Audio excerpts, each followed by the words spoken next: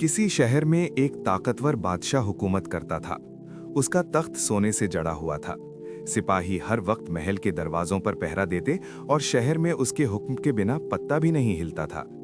बादशाह दौलतमंद था मगर दिल का मोहताज। उसके पास सब कुछ था मगर सुकून नहीं था। रातों को जागता, महल की छत पर टहलता और सोचता कि आखिर दिल क्यों खाली है।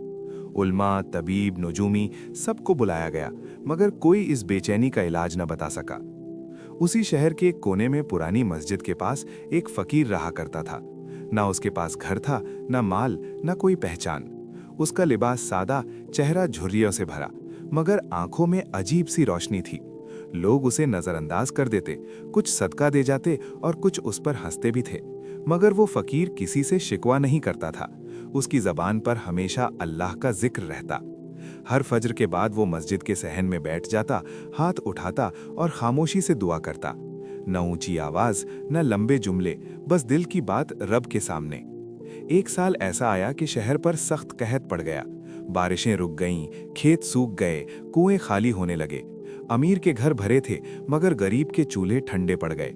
लोग बादशाह के दरबार में फरियाद लेकर जाने लगे। बादशाह ने अनाज तकसीम करवाया, खजाने खुलवाए, मगर मसला हल न हुआ। कहत बढ़ता ही गया। एक दिन बादशाह ने ऐलान किया कि शहर के तमाम उलमा और नेक लोग दरबार में हाजिर हों ताकि इज्तिमाई दुआ की जाए। बड़े बड़े आलिम, मशहूर जाहिद सब जमा हो गए। दुआ हुई, आंसू बहे, मगर आसमान खामोश रहा। उसी हुजूम में किसी ने आहिस्ता से कहा, बादशाह सलामत, मस्जिद के पास एक फकीर है, लोग कहते हैं उसकी दुआ कबूल होती है। ये सुनकर दरबार में हंसी गूंज उठी। किसी ने कहा, एक फकीर जिसके पास खुद कुछ नहीं, वो शहर के लिए क्या करेगा? मगर बादशाह खामोश रहा। उसके दिल में एक अजीब सी बात उठी। उसने हुक्म दिया, उस फकीर को बुला लाओ।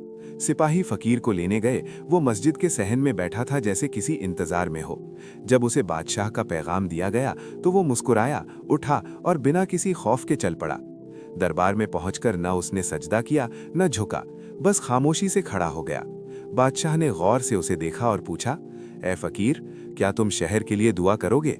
फकीर ने धीमी आवाज में जवाब दिया, बादशाह, दुआ तो मैं रोज करता हूं, मगर सवाल यह है कि क्या तुम इंसाफ भी करोगे? ये सुनकर दरबार में सन्नाटा छा गया। बादशाह ने चौंक कर पूछा, इंसाफ? मैंने क्या जुल्म किया है? फकीर ने नजरें झुकाकर कहा, जुल्म तलवार से ही नहीं होता, कभी कभी खामोशी भी जुल्म बन जाती है। तुम्हारे शहर में एक यतीम की जमीन तुम्हारे कारिंदों ने छीन ली है।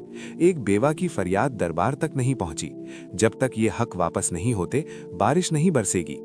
बादशाह के हाथ कांप गए। उसने फौरन तहकीक का हुक्म दिया। कुछ ही घंटों में हकीकत सामने आ गई। वाकई जुल्म हुआ था।